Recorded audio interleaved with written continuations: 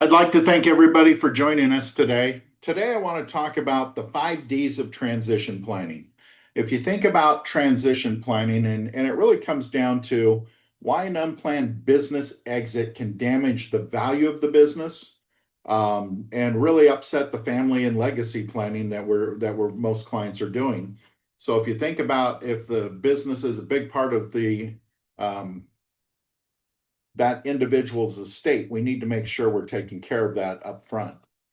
If you look at it, 100% of owners of a closely held business will exit that business. The only question that we have to look at is it going to be a planned exit or is it going to be a forced or unplanned exit? 50% of those transitions are involuntary. So timing's often is going to be decided by the event and not by a strategy. And this really creates a problem because, that forced exit is a planning problem long before it ever becomes an actual event.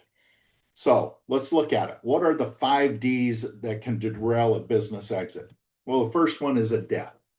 If that death is unexpected and we haven't planned accordingly, we know that the business is going to suffer because of it.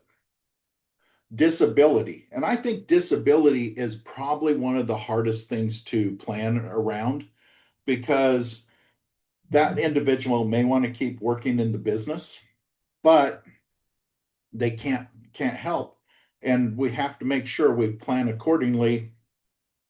At what point do they becomes so disabled that they can't perform the activities that they need to do in the business, therefore triggering a need to fix that.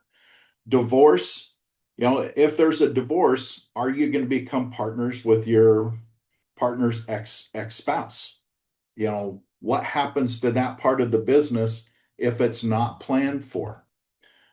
Distress. And you think about the distress, and especially a financial distress. What happens if that company needs an infusion of capital? One partner can put the capital in, the other can't. Or what happens when the business it needs that financial capital and none of the partners can put money in? What is that going to do to this business? How do we plan for that? And finally, disagreement.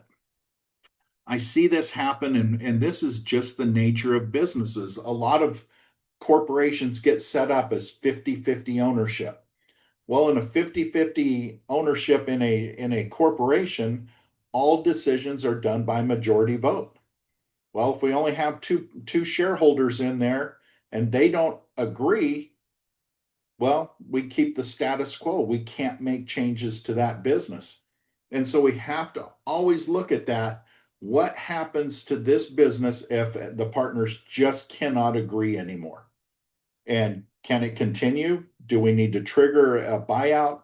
What is it that's going to keep that business moving forward and be able to make sure that we have the contingency plans in place that we need? If you think about it, these events create urgency, valuation pressure, family tension, and liquidity problems. These really do create issues for our companies, and if they're not addressed in advance, become a basically become a litigation issue. There's lawsuits filed because something's happened that we could have prepared for that we didn't. And if you look at it, these are risks to the business and to the owner's family plan. It affects both the business side and the estate side for our individual owners. So we need to make sure we've got these plans well thought out from both a family perspective and a business perspective. So why do owners get caught flat-footed? Well, 89 to 90% of owners' wealth may be trapped inside the company.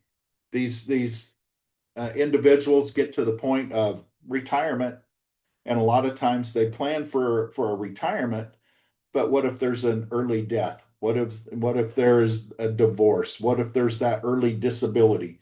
All of those things can trap that wealth in there, and it there again puts that financial pressure not only on the company but on the family's estate planning as well. And I see this, the majority of business owners don't even understand the transition options. Their advisors haven't been putting that together because they haven't built a coordinated transition advisory team. And so these owners are just going along, I would say, blissfully ignorant until the event happens. But this is the other flip side of this. 75% of owners regret selling their business after it happened.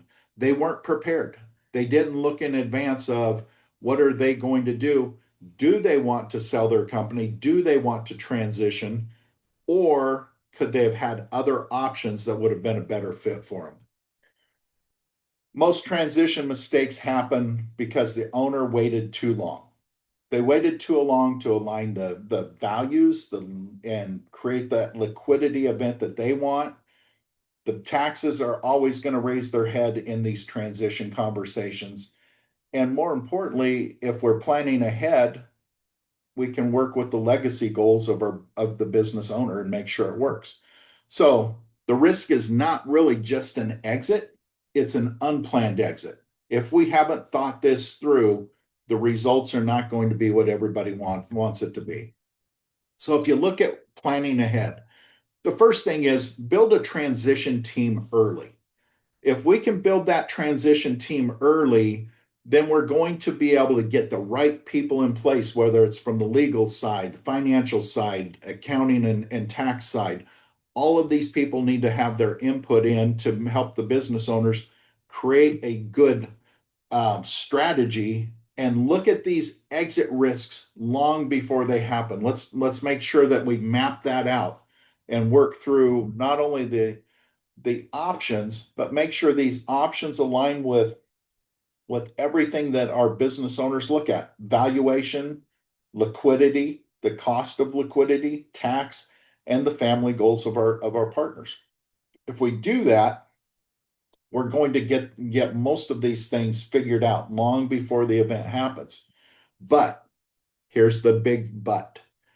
We have to make sure it gets implemented. You can build the best plan in your head, but if it's not on paper and it's not funded correctly, that crisis is still going to be a crisis.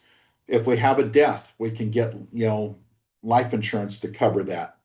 If it's one where there's disability, we can use the long-term care features of the life insurance. We can get disability buyout. If there's going to be a buyout, we can use the cash value from the life insurance as a sinking fund to help with that buyout. So we have the funding in place and to really execute the documents that have been mapped out well in advance. So if you think about it, these tools exist. These tools exist on helping our clients understand how all of this can work. But if it's not thought through in advance and designed properly to fit our business owners, the results aren't going to be there. And this can, there again, we have to have this. It has to fit from a first of all a goal standpoint. Then it has to fit with what each of the partners want it to be. Then we have to look at the risks to the business and then put the documents in place and get the funding in place that makes the documents and makes the plan work and so it can be executed. So I appreciate everybody getting on. If you have questions, reach out. If not, we'll talk again next week. Thank you.